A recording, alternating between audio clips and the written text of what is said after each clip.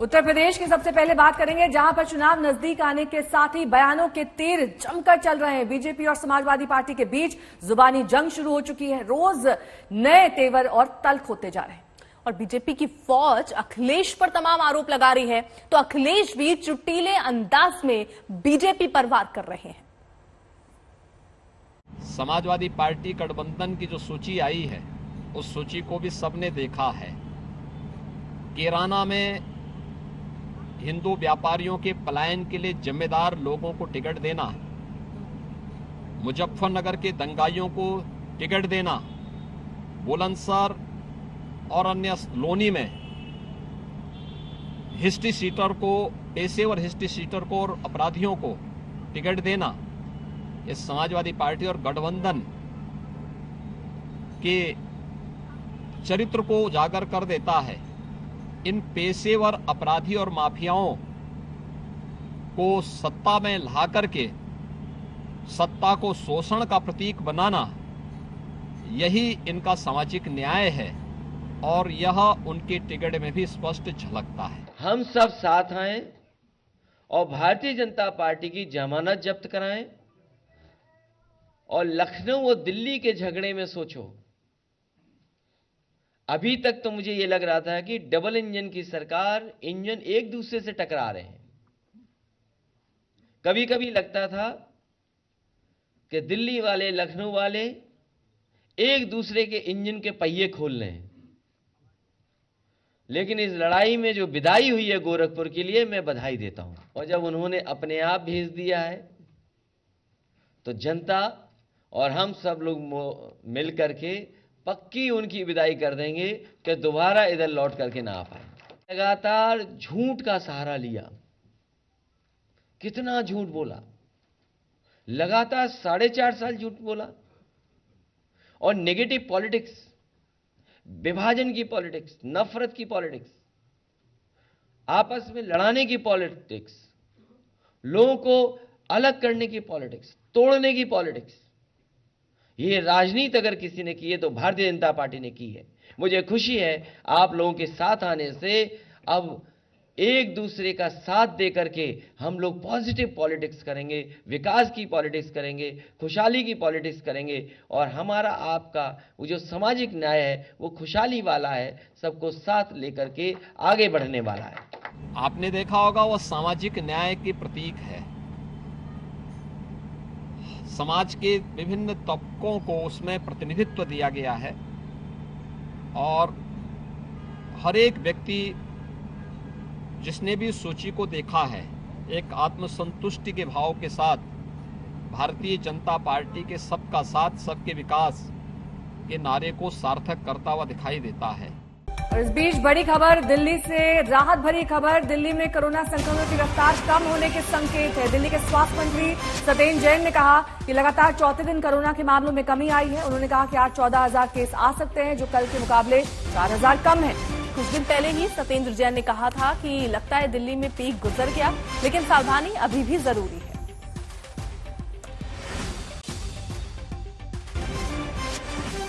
दिल्ली में 18,286 केसेज आए थे।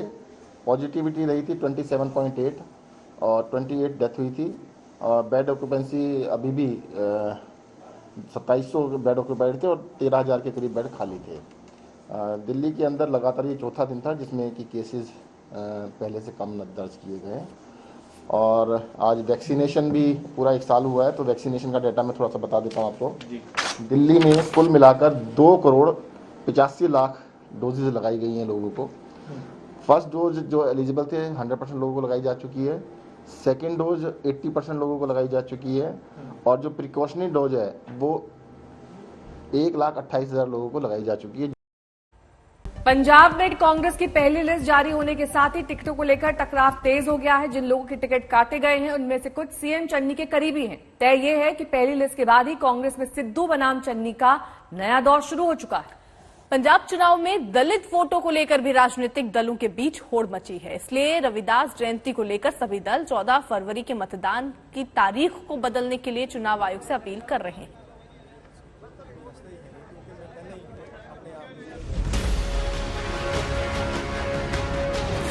तो नहीं फिरूंगा। एक तरफ सीएम चरणजीत सिंह चन्नी और दूसरी तरफ पार्टी अध्यक्ष नवजोत सिंह सिद्धू। पंजाब कांग्रेस में दोनों खेमों के बीच अपने अपने उम्मीदवारों को टिकट दिलवाने का दंगल पहली लिस्ट के साथ और तेज हो गया है। जिनका टिकट कटा उनके बागी तेवर भी पार्टी के लिए परेशानी बढ़ा रहे हैं। तय है कि दूसरी लिस्ट से पहले पंजाब कांग्रेस में उथल पुथल का दौर जारी रहेगा। अभी तक 5 मौजूदा विधायकों का पत्ता कट चुका है। मनसा, मोगा और मलौट से विरोध के सुर सुनाई दे रहे हैं। मुख्यमंत्री चरणजीत सिंह चन्नी अपने करीबियों को भी टिकट नहीं दिला पाए। इनमें से एक हैं चन्नी के भाई डॉक्टर मनोहर सिंह बस्सी। दूसरे हैं मोगा के विधायक हरजोत कमल, जिन्होंने टिकट कटने के बाद बीजेपी का दामन थाम लिया है। हरजोत कमल की जगह कांग्रेस ने सोनू सूद की बहन मालविका सूद को मोगा से टिकट दिया है। बीजेपी से हाल ही में कांग्रेस में आने वाले बलविंदर सिंह लड्डी को भी टिकट नहीं मिला। चन्नी इन्हें टिकट का भरोसा देकर ही कांग्रेस में लाए थे। सीएम चन्नी के करीबियों को टिकट नहीं मिलना सिद्धू के साथ वर्चस्व की लड़ाई का नतीजा माना जा रहा है। सीएम चन्नी के भाई डॉक्टर मनोहर सिंह बस्सी ने निर्दलीय चुनाव लड़ने का ऐलान कर दिया है। जो मैनू हुक्म होया वो यही होया कि जो कांग्रेस ने कराया गलत कराया, क्यों ना आजाद इलैक्शन लड़िया जाए। तो मैनू उन्होंने हुक्म कराया तो मैनू ये इलैक्शन लड़ना ही पैना। इसनू बगावत ना समझा जाए, बगावत का कोई गल नहीं हैगी। ये एक लोगों की इच्छा जी ਆਪਾਂ भी चन्नी सरकार ਦੀਆਂ ਗੱਲਾਂ ਦੱਸਾਂਗੇ ਵੀ ਅਸੀਂ ਕੰਮ ਵਧੀਆ ਕਰ ਰਹੇ ਹਾਂ। चन्नी साहब ने ਵਧੀਆ ਕੰਮ ਕਰ ਰਹੇ ਹੋ ਇਹ ਵੀ ਦੱਸਾਂਗੇ। मैं ਹੁਣ तक भी ਦੱਸਦਾ ਰਿਹਾ ਤੇ लेकिन जो लोग ਹੁਣ कहने ਸਾਨੂੰ करना पड़ेगा। पंजाब में चुनाव से पहले दलित वोटों को लेकर भी जबरदस्त खींचतान मची है। 16 फरवरी को रविदास जयंती है।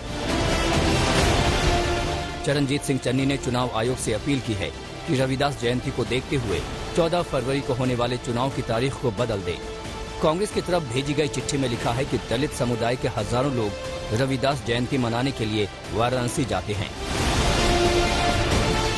पंजाब के मालवा क्षेत्र के करीब 40 विधानसभा पर इसका असर माना जा रहा है। कांग्रेस के साथ साथ बीजेपी ने भी रविदास जयंती को देखते हुए मतदान की तारीख बदलने की मांग की है। ਲੱਖਾਂ ਲੋਕਾਂ ਦੀਆਂ ਭਾਵਨਾਵਾਂ ਇਹਦੇ ਨਾਲ ਜੁੜੀਆਂ ਹੋਈਆਂ ਨੇ, ਕਿਉਂਕਿ ਉਹਨਾਂ ਨੇ ਵੋਟ ਵੀ ਪਾਉਣੀ ਹੈ, ਉਹਨਾਂ ਦਾ ਅਧਿਕਾਰ ਹੈ। ਪਰ ਇਹਦੇ ਵਿੱਚ ਉਹਨਾਂ ਦਾ ਜਿਹੜਾ ਧਾਰਮਿਕ ਭਾਵਨਾ ਜਿਹੜੀ ਉਹ ਨਾ ਜਿਹੜੀ ਹਟ ਹੋਵੇ, ਉਹਨੂੰ ਠੇਸ ਨਾ ਪਹੁੰਚੇ ਕਿ ਵੋਟਾਂ ਕਰਕੇ ਅਸੀਂ ਜਾ ਨਹੀਂ ਸਕੇ ਆਪਣੇ ਗੁਰੂ ਦੇ ਮੱਥਾ ਟੇਕਣ।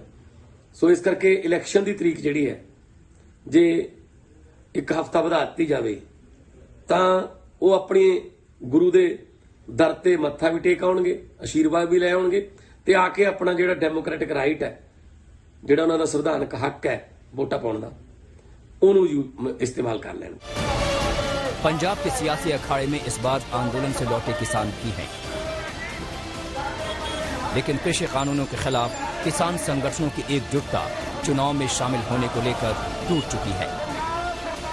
विरोध क्यों करेंगे हम? तो फिर 4 महीने के लिए ही क्यों नहीं अलग कर दिया? 4 महीने में भी वहां निकाल लेंगे अपना इलेक्शन लड़के, क्योंकि इलेक्शन लड़ रहे मानते नहीं तो भाई इलेक्शन लड़ लो। 4 महीने संयुक्त मोर्चे का कुछ नहीं, उसके बाद में हम अपना स्टैंड पूरा किसान जो मोर्चे के लोग हैं वो अपना स्टैंड क्लियर कर। पंजाब का सबसे बड़ा किसान संगठन भारतीय किसान यूनियन एकता उपग्रहण ने ऐलान कर दिया है कि चुनाव में उतरे किसान संगठनों की पार्टी का समर्थन नहीं करेंगे। इस संगठन का पंजाब के मालवा क्षेत्र पर अच्छा खासा असर है। ਅਸੀਂ ਚੋਣਾਂ ਨੂੰ ਕੀ ਸਮਝਦੇ ਆ, ਇਹਦੇ ਬਾਰੇ ਚੋਣਾਂ ਦੇ ਵਿੱਚ ਅਸੀਂ ਕਿਉਂ ਨਹੀਂ ਹਿੱਸਾ ਲੈਂਦੇ, ਨਾ ਅਸੀਂ ਕਿਸੇ ਦੀ ਵੋਟ ਪਾਉਂਦੇ ਆ, ਕਿਸੇ ਨਾ ਅਸੀਂ ਕਿਸੇ ਦੀ ਸਪੋਰਟ ਕਰਦੇ ਆ, ਨਾ ਚੋਣਾਂ 'ਚ ਹਿੱਸਾ ਲੈਂਦੇ ਆ। ਵੋਟਾਂ ਵਾਸਤੇ ਸਾਡੇ ਕੇਡਰ ਨੂੰ ਖੁੱਲੀ ਛੁੱਟੀ ਹੈ, ਜਿਹਨੂੰ ਮਰਜ਼ੀ ਉਹ ਪਾਉਣ, ਜਿਹਨੂੰ ਮਰਜ਼ੀ ਉਹ ਨਾ ਪਾਉਣ। 32 किसान संगठनों में से 10 संगठनों ने समर्थन देने से साफ मना कर दिया है। किसान नेता बलबीर सिंह राजेवाल और गुरनाम सिंह चढ़ोणी की पार्टी संयुक्त संघर्ष पार्टी ने पंजाब की सभी 117 सीटों पर चुनाव लड़ने का फैसला किया है। कुल मिलाकर पंजाब चुनाव कई मायनों में दिलचस्प होने वाला है। कांग्रेस अंदरूनी कलह का सामना कर रही है, दलित वोटों को लेकर रस्साकशी है और किसान संगठन भी आंदोलन के बाद सियासत के अखाड़े में है। फतेहगढ़ से हरप्रीत सिंह के साथ मंजीत सहगल, चंडीगढ़, आज तक। अशोक सिंघल मेरे सहयोगी इस वक्त तमाम जानकारी के साथ जुड़ गए हैं। मंजीत सहगल भी जुड़े हुए हैं, लेकिन सबसे पहले अशोक आपका रुख करते हुए, अभी भी मीटिंग चल रही है, क्या आज फैसला ले लिया जाएगा? बिल्कुल, अभी चुनाव आयोग की मीटिंग चल रही है। पंजाब के चुनाव अधिकारी भी उस मीटिंग में वर्चुअली मौजूद हैं और जो अलग अलग पार्टियों ने चुनाव आयोग को लिखा है कि एक सप्ताह डेट सरकार देनी चाहिए, क्योंकि गुरु रविदास जयंती है, उसको देखते हुए लाखों लोग वाराणसी जाते हैं गुरु के निवास स्थान पर, तो उससे वोट प्रभावित होगा, वो लोग वोट नहीं कर पाएंगे। सबसे पहले पंजाब के मुख्यमंत्री चरणजीत सिंह चन्नी ने लेटर लिखा था, उसके बाद तमाम पार्टियों ने दरख्वास्त की थी चुनाव आयोग से कि एक सप्ताह अगर सरकार देंगे तो अच्छा रहेगा। चुनाव की जो 14 फरवरी को पंजाब में पोलिंग होनी है, उसी तमाम जो अलग अलग पार्टियों ने लेटर लिखा था, रिक्वेस्ट की थी, उसी पर निर्णय करने के लिए कि क्या सरकार जा सकती है, क्या किया जाएगा, इस पे चुनाव आयोग बैठक कर रहा है। और 10:30 बजे के करीब ये बैठक शुरू हुई थी, लेकिन अभी भी पूरी तरीके से एनालाइज करके ही कोई फैसला लेगा चुनाव आयोग। मंजीत भी हमारे साथ मौजूद हैं। मंजीत, जहां एक तरफ देखिए यहाँ पर अब ये फैसला चुनाव आयोग को लेना है, जिस तरीके से अशोक बता रहे हैं मीटिंग चल रही है, लेकिन यहाँ घमासान तो और चल रहा है। चन्नी और सिद्धू एक बार फिर से शुरू, टिकट बंटवारे को लेकर घमासान शुरू है। देखिए, एक तरफ टिकट आवंटन को लेकर घमासान छिड़ा हुआ है। चरणजीत सिंह चन्नी और नवजोत सिंह सिद्धू अपने अपने समर्थकों के लिए टिकट के लिए लॉबिंग कर रहे हैं। वहीं मुख्यमंत्री के 3 करीबियों को टिकट नहीं दिया गया है। नवजोत सिंह सिद्धू भी जिन लोगों के टिकट कटवाना चाहते थे वो नहीं कटे। अभी तक 4 जो सिटिंग विधायक हैं उनके टिकट कट चुके हैं और दर्जन भर ऐसे विधायक हैं जिनको टिकट का इंतजार है। उनमें से भी कईयों के टिकट कट सकते हैं। कुल मिलाकर पंजाब में जो धड़ेबाजी है टिकट के बाद डिसिडेंट्स है वो और तेज हो सकता है। दूसरी पार्टियां जो कांग्रेस के डिसिडेंट्स हैं, नाराज विधायक हैं, उन पर नजरें गड़ाए हुए, इसमें से कुछ एक लोग भारतीय जनता पार्टी के पाले में जा सकते हैं। और वहीं दूसरी तरफ दलित मतों को लेकर जो राजनीति हो रही है उससे भी 2 बड़े सवाल हो रहे हैं। मुख्यमंत्री कह रहे हैं कि 20 लाख के करीब जो लोग हैं वो वाराणसी जा सकते हैं, लेकिन ये अपने आप में ये संख्या काफी बड़ी है। और कुल मिलाकर जो राजनीतिक दल हैं उनकी नजर पंजाब के दलित वोट बैंक पर है। तो ये 32% के करीब ये कुल वोट बैंक है और पिछली बार 41% जो मत थे वो कांग्रेस को मिले थे, 32% भारतीय जनता पार्टी और अकाली दल के गठबंधन को मिले थे, बाकी के 17% आपकी झोली में गई थी। अब की बार क्योंकि एक दलित को मुख्यमंत्री बनाया गया है तो कांग्रेस को उम्मीद है कि कुछ साइकोलॉजिकल स्पिन होगा और ज्यादा मत दलितों के उसको मिलेंगे। वहीं दूसरी पार्टियां भी नजरें गड़ाए हुए। यही कारण है कि दलितों के नाम पर अब चुनाव की तारीखें आगे सरकाने की बात हो रही है। बड़ा सवाल यही है कि राजनीतिक पार्टियों को चुनाव प्रचार करने का मजा नहीं आ रहा है, क्योंकि अभी रैलियों पर पाबंदी लगी हुई है। जो पार्टियां हैं वो चाहती हैं कि किसी तरह मतदान की तारीख आगे सरक जाए ताकि उनको प्रचार करने का मौका मिल जाए। बहुत बहुत शुक्रिया आप दोनों का इस तमाम जानकारी के लिए। बहरहाल चुनाव को लेकर देश के 3 बड़े राज्यों में सियासी पारा चढ़ता हुआ दिखाई दे रहा है। उत्तर प्रदेश, पंजाब, उत्तराखंड में सीटों के बंटवारे, गठबंधन और टिकटों को लेकर उथल पुथल मची हुई है। और सबसे पहले बात उत्तराखंड की, जहां बीती रात हरक सिंह को बीजेपी से बर्खास्त किए जाने के बाद जबरदस्त हलचल है। हरक सिंह रावत ने अपने खिलाफ साजिश का आरोप लगाया। सूत्रों के मुताबिक हरक सिंह रावत आज ही कांग्रेस में वापसी कर सकते हैं। मैं डॉक्टर हरक सिंह रावत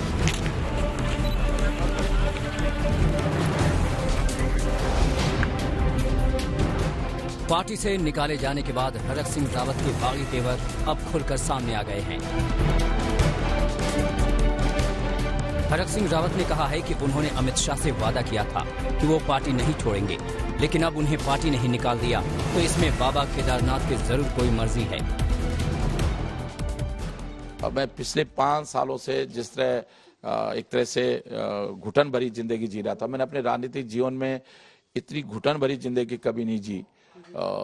लेकिन मैं जिस तरह घुटन भरी जिंदगी जी रहा था, लेकिन आज मुझे खुशी है कि मैं एक अच्छा काम उत्तराखंड के लिए कर पाऊंगा और शायद ईश्वर ने, केदार बाबा ने, सिद्धेवली बाबा ने मेरे माध्यम से कोई अच्छा लिखा रहा होगा। माध्यम मुझे बनना था। हरक सिंह रावत का आरोप है कि उनके खिलाफ सोशल मीडिया पर गलत खबर चलवाई गई कि वो चुनाव नहीं लड़ना चाहते हैं। देखिए, मैं जिस दिन मुंह खोल दूंगा ना उस दिन बहुत हमाम में हम सब नंगे हैं। कई बार हम दूसरों के घर पे दूसरे पे बड़े लांछन लगाते हैं, वो करते हैं, लेकिन मैं सोचता हूँ कि खुद को नहीं देखते हम लोग। आज भले चाहिए अपने मुंह छिपाने के लिए कुछ भी बोलते रहे कि मैंने टिकट मांग रहा था इसलिए नहीं। आपने शुरू से देखा होगा मीडिया में, मैं 1 साल पहले का मेरा मन नहीं है चुनाव लड़ने का, मैं सच में नहीं लड़ना चाहता हूं चुनाव। अब वो मैंने ये कहा कि भाई जब हम पार्टी में रहते हैं तो कई बार पार्टी के आदेश का पालन करना होता है। मैं नहीं लड़ना चाहता हूं चुनाव, लेकिन पार्टी लड़ाएगी तो मजबूरी में लड़ूंगा। हरिद्वार में मेडिकल कॉलेज खोले जाने की मांग को लेकर हरक सिंह रावत हाल ही में मंत्रिमंडल से इस्तीफे की धमकी दी थी।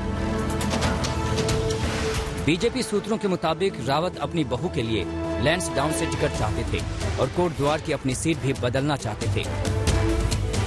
रविवार देर रात ताबड़तोड़ फैसले हुए। मुख्यमंत्री पुष्कर सिंह धामी ने उन्हें मंत्री पद से मुक्त किया और पार्टी ने उन्हें 6 साल के लिए बर्खास्त कर दिया। पुष्कर सिंह धामी ने कहा कि रावत का राजनीति में लंबा अनुभव है, वो अपना फैसला खुद करेंगे।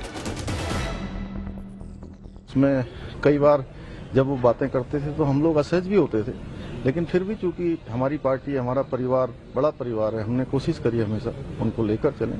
लेकिन यहाँ पर चूंकि स्थितियाँ ऐसी हो गई कि वो अपने समेत अपने परिवार के लिए और अन्य लोगों के लिए पार्टी पर दबाव कर रहे थे, तो इसलिए पार्टी ने निर्णय लिया। उनका लंबा अनुभव है और वो स्वयं तय करेंगे अपने बारे में। बीजेपी से निकाले जाने के बाद हरक सिंह रावत अब कांग्रेस की तरफ मुखातिब हैं। सूत्रों के मुताबिक हरक सिंह रावत के साथ 2 से 3 और विधायक कांग्रेस में शामिल हो सकते हैं। रावत का कहना है कि उत्तराखंड के लोगों ने मन बना लिया है कि इस बार राज्य में कांग्रेस की सरकार लानी है। आज भारतीय जनता पार्टी का मैं नेतृत्व का बहुत धन्यवाद दे रहा हूं कि उन्होंने मुझे निष्कासित किया। मुझे एक शायद उनके इस निर्णय से उत्तराखंड का भला होने वाला है, उत्तराखंड के लोगों को कुछ अच्छा होने वाला है। प्रदेश में पहले ही भी आ रही थी, लेकिन अब पूरे प्रचंड बहुमत से आएगी कि जिससे कि भारतीय जनता पार्टी को तोड़फोड़ करने का, जिस तरह 2016 में हमारे माध्यम से तोड़फोड़ की, इस तरह तोड़फोड़ करने का मौका भारतीय जनता पार्टी को नहीं मिलेगा। उत्तराखंड में 14 फरवरी को चुनाव है। हरक सिंह रावत के आने के बाद कांग्रेस में टिकटों की लड़ाई का नया मोर्चा खुल सकता है। दिल्ली से सुप्रिया भारद्वाज के साथ दिलीप सिंह राठौड़, ब्यूरो रिपोर्ट, आज तक।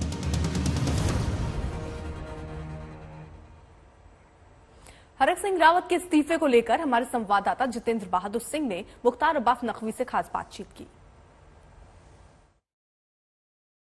केंद्रीय मंत्री मुख्तार अब्बास नकवी इस वक्त हमारे साथ बातचीत करने के लिए मौजूद हैं। उत्तराखंड में जो मंत्री हरक सिंह रावत थे उनको निकाल दिया गया है, उसके बाद अब कह रहे हैं कि कांग्रेस पार्टी में वो शामिल होंगे। इस तरीके से उत्तर प्रदेश और उत्तराखंड में लोग कांग्रेस कोई सपा अलग अलग जगहों पर जा रहे हैं। देखिए, एक पहली बात आप समझ लीजिए, चाहे उत्तर प्रदेश हो चाहे उत्तराखंड हो, कहीं पर भी वोटों की जागीरदारी नहीं चलेगी, बल्कि सबकी विकास में भागीदारी चलेगी।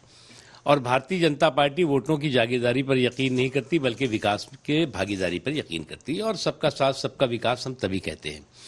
जहाँ तक सवाल है, चुनावी मौसम है, चुनावी मौसम में जो है वो लोग जो है वो सियासी सैर करने निकलते ही हैं, इधर से उधर जाते हैं।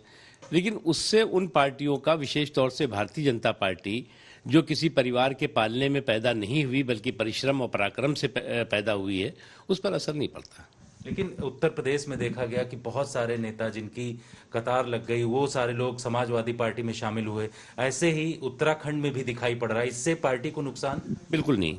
देखिए, मैंने एक बात आपको फिर से कहा कि भारतीय जनता पार्टी कोई एक दिन में तो पैदा हुई नहीं। भारतीय जनता पार्टी कोई पहली बार तो चुनाव लड़ने नहीं जा रही है। अब उत्तर प्रदेश आप बात कर रहे हैं, उत्तर प्रदेश में कितनी पार्टियां लड़ रही हैं? खाली आप एक पार्टी का नाम ले रहे हैं। बहुजन समाज पार्टी भी मैदान में है, कांग्रेस पार्टी भी मैदान में है, उसके अलावा भी तमाम छोटे मोटी पार्टियां